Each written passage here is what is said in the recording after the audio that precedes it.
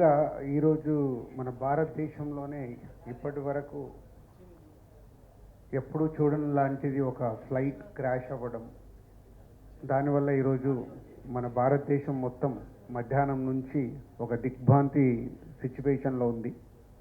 So దాని గురించి ముందుగా ఒక నిమిషం మౌనం పాటించి ఈ ప్రెస్ మీట్కి మంత్రివర్యులు కూడా రావాల్సింది ఉంది.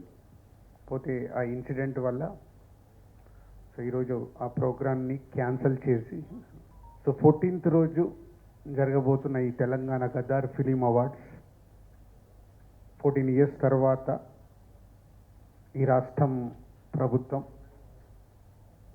ఈ కార్యక్రమాన్ని పెట్టడం, దాన్ని విజయవంతం చేయాల్సిన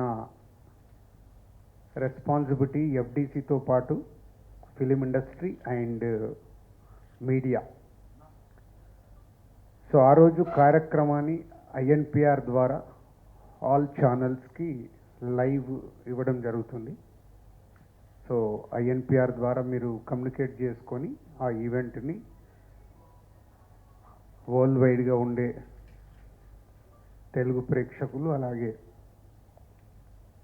అదర్ లాంగ్వేజ్లు కూడా ఇప్పుడు పాన్ ఇండియా అయిన తర్వాత మన హీరోల సినిమాలు ప్రపంచవ్యాప్తంగా రిలీజ్ అవుతున్నాయి.